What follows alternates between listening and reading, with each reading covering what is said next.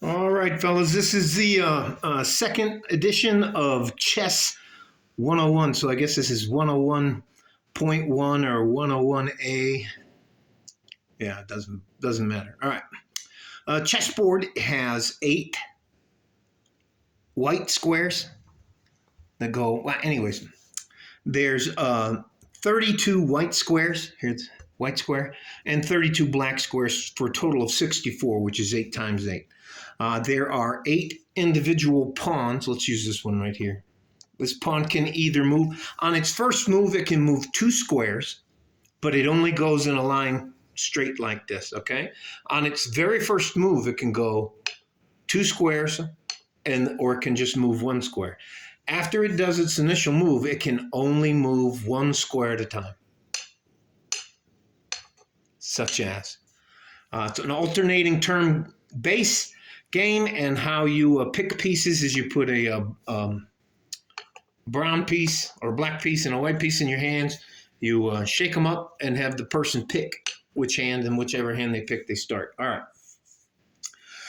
So these are pretty much the white pawns are pretty much, and the black pawns over here are pretty much, if you talk about it in military events, they are your infantry.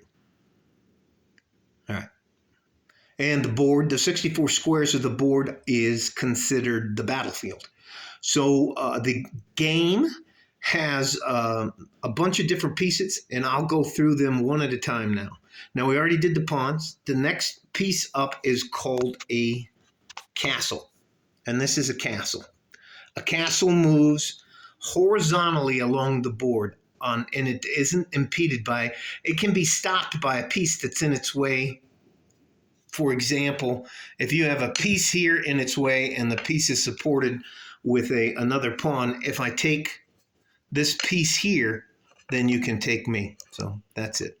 But if it's unimpeded down the board, this thing can move as far as it wants this way for 1 turn.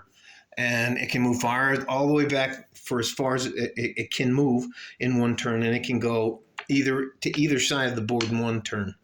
I usually call those the armored division because they kind of remind me of how a tank operates. So that is a castle. The next one is probably one of the most interesting pieces on the board, and I'll put 2 pawns in front of it. It's the knight. All right. The knight is the only piece on the board that can jump over other players to attack or defend. All right. So the knight moves either 1 space over and 2 spaces down, or it moves 2 spaces up and 1 space over. It's basically a 4-square L. Okay? All right, that's the knight. I consider the knights like the cavalry or the scouts. This one here is called a bishop. Now, bishop, there's 2 kinds. There's 2 colors. There's a black bishop and a white bishop. The bishop moves diagonally along the board as far as it can go unimpeded, unless it's going to take a piece. So let's say we're going to take that pawn sitting on the white square. This bad boy slides all the way down and takes the piece off the board. That's a diagonal. These are like, to me, these are like the MLRS or the Rockets. And they move as far as they can in 1 turn, unimpeded down the board, unless they're taking a piece. That's the bishop. This person here is the queen, or the reina. The queen always starts off on the board on her colors, so it's queens to her color.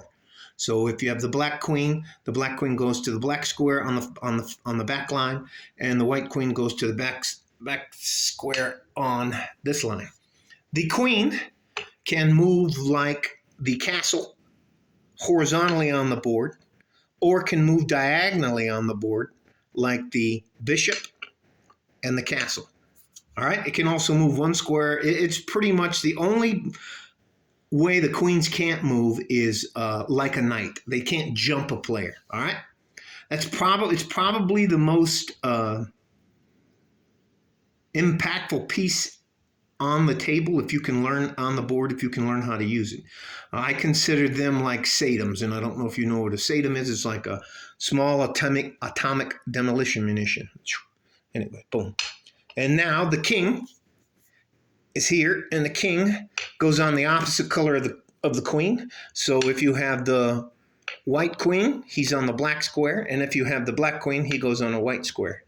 The king can move one square and one square only in any direction, backwards, forwards, where the pawns can only move forwards after their initial two-point move. Okay. The object of the game is to trap the king to where he can't move in and out of check. So let's see if I can show you. I'll put my castle, my bishop right there, and I'll move my king back. Now this, in line, puts the king in what is called check. So the king has to move, or you have to block the position with, say, another piece on the board or something like that. You can either block or move your king. If your king ever gets to a point to where he cannot move without being in check, the game is over and it's called checkmate. Or you can submit, and all you do is you tip your king over like that. All right. There's a lot of other minutia things like setting the picket fence and the queen's gambit and the Russian defense, and there's all kinds of stuff to do it. But that should get you started. All right? You guys stay safe and healthy. Take care of each other if you can. If you can't take care of yourself, you deserve it. We need you. Like a fart in a G-string from West Texas, El Paso, I'm out of here. Bye-bye.